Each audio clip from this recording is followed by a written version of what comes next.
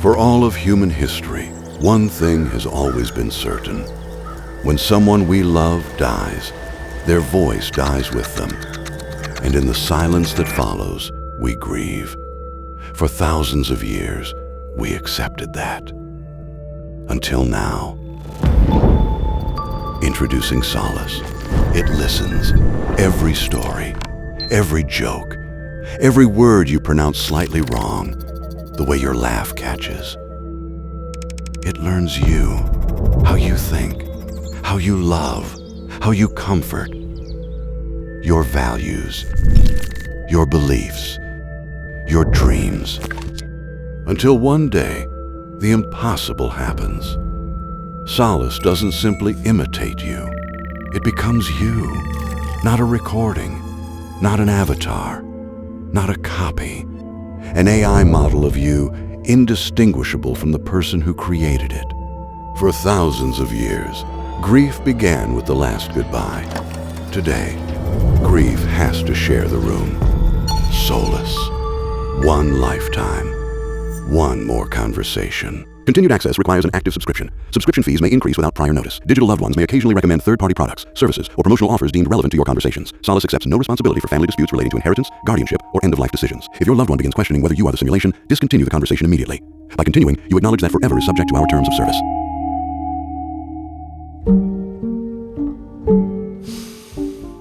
You're probably feeling a little bit odd after watching that advert. I made the advert for that fake product earlier this week. I had a couple of strong coffees and I just knocked it out. But the actual idea for the product I had about 6 months ago now. It's quite a simple idea. You wear a necklace around your neck.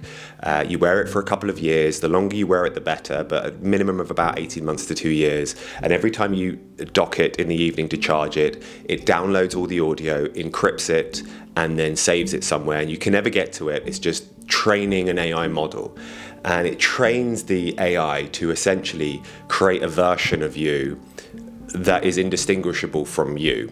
So if somebody was to talk to it, they wouldn't be able to tell it was AI because it knows so much about you, because it's listened to everything that you've said, everything that's come out of your mouth for a couple of years. So that was the idea. And now some people, well, I'm going to explain why I didn't build this thing for 3 main reasons. So firstly, when I first started thinking about, sorry I'm sweating so much, it's very hot here. When I first started thinking about doing it and I costed it all up, it was about 30,000 to make a working prototype. And I didn't have 30,000 knocking around, so that was one main reason. The second reason was the time. I have about 382 projects that I'm trying to work on, and bringing another one into the mix, it just isn't a good idea. But thirdly, and probably most importantly, was people's visceral reactions to the product. I don't think I met anyone who liked it, apart from Rufus and Grayson. They loved the idea, but everybody else kind of hated it. And I found that fascinating. I found people's reaction to it fascinating.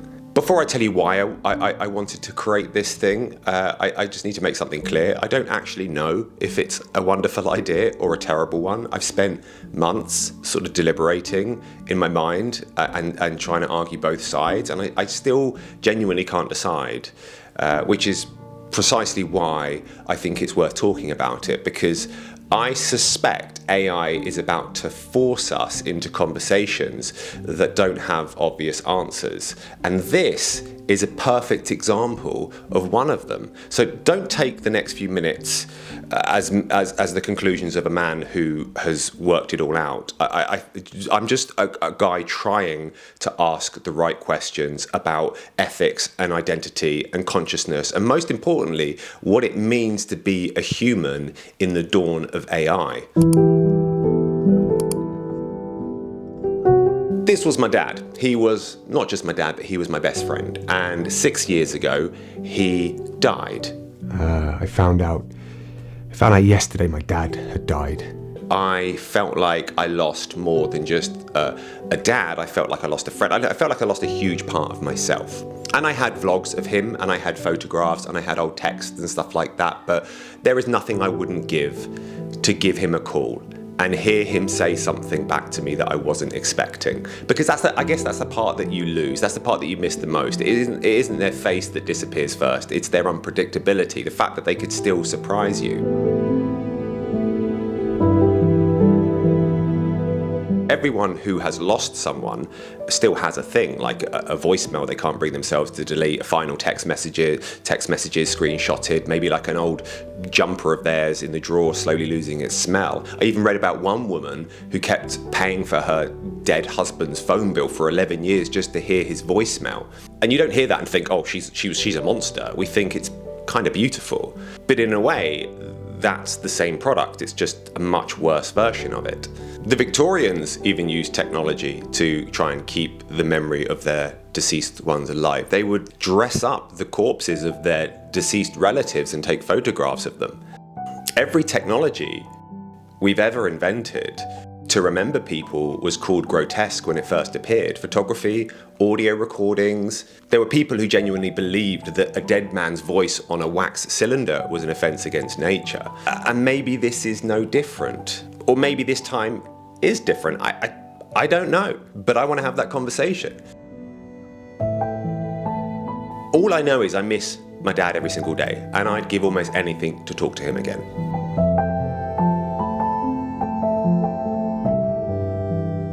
But the real reason why I want this product to exist is the fact I have two boys, 12 and 9. And as a parent, I've essentially got one job, and that's to keep them from harm. Everything else is just laundry and taxes and picking up socks.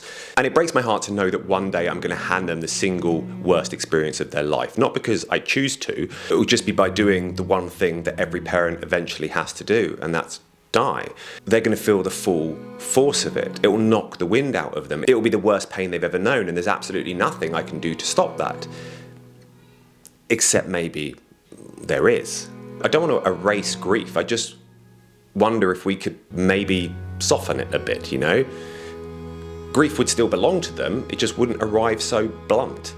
Hannah completely disagrees with the whole sentiment, the whole idea of the product. She doesn't just have reservations, she thinks the whole thing is fundamentally wrong. Her argument is simple. Grief isn't a malfunction, it isn't a bug waiting to be fixed. It's the price we all have to pay for love. After all, how could you ever know the depths of your love for someone if you've never felt the expanse of grief?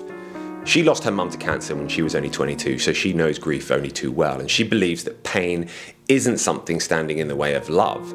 It's just a different form of love. She thinks maybe this product would stop people moving through the stages of grief that they need to move through. They'll just be stuck in the waiting room for 30 years. And honestly, she might be right. But then I remember that woman who kept paying for her late husband's phone bill for all those years. Now here's where it gets really interesting. I don't think the discomfort people feel about this product is really about grief at all. The real question is this.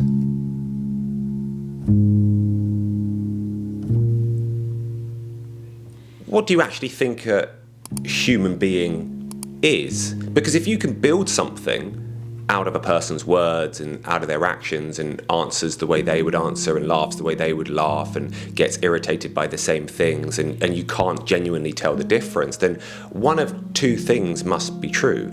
Either the machine contains something of the person, or there was less to the person than we thought. For almost all of human history, we have defined ourselves by what we produce. You meet somebody at a party, the second question is always, so what do you do? We introduce ourselves with job titles, and that worked really well for a long time, right up until we built a machine that does the output, the writing, the painting, the composing of the music, the telling the stories. It does everything that we have been doing for all of these years far better. People will say, oh, but it's just AI slop. It's a bad argument because today is the worst day it's ever going to be. So the quality isn't the question. The question is, if what you do was never actually the thing that made you you, then what did?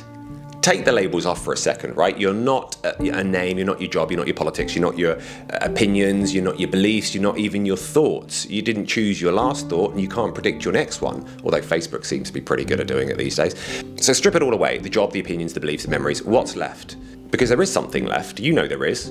I know there is. We can feel the fact there is. And for thousands of years, we've been trying to figure out what it is through religion and philosophy and science and mysticism. Lots of different languages trying to answer the same question. But do you want to know what I think it is as a fucking burnt out YouTuber sitting on his bed? I think, and you can take this as a compliment, I think you're divine. All of you, even the monsters who are mean to us in the comments, even you, I genuinely think you're divine. And I can explain. In the beginning, before matter, before time, before stars, there was only one thing, and it was everything. And that presents a problem, because something that is everything has nothing outside of itself to observe, no mirror, no perspective, no way of knowing itself. So it did something, it fragmented, it cooled into a dust, and the dust became stars, and the stars became planets, and the planets became oceans, and somewhere in one of those oceans, an eye opened, and eventually became us, living things, tiny points of awareness, the universe finding a way to look back at itself. I don't think we're separate from it. I think we are it, experiencing itself one lifetime at a time. You're not steering reality like you think you are, you're witnessing it. And I don't think that's a smaller job. I think that might be the whole job, the only job, which means the necklace was never really gonna work. You can keep the words, and you can keep the patterns and the timing and the pauses and idiosyncrasies. You can rebuild the lens, but you can't rebuild the eye behind it that's witnessing it.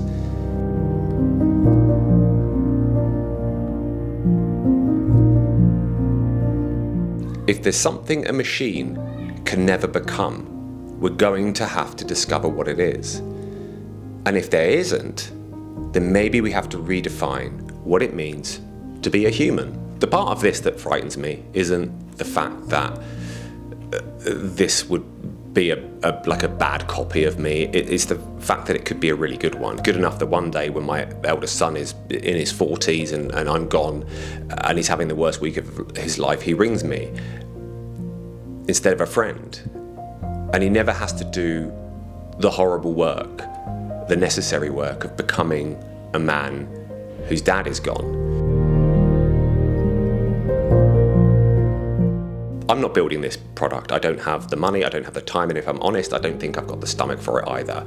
But somebody will. Somebody will build this sooner than we think, and when it arrives, it won't arrive as a philosophical debate on YouTube. It will arrive as a nicely polished app with beautiful animations and a calming colour palette and a 7-day free trial and an onboarding flow asking you to upload your first loved one. And by then, most of us will already have opinions we never consciously choose. So I'm inviting you to choose now.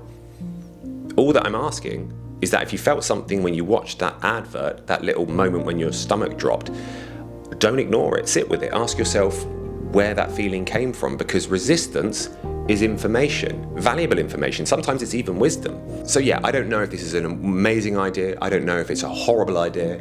All I know is if my dad wore this thing for a couple of years, I would be subscribed to the premium plan.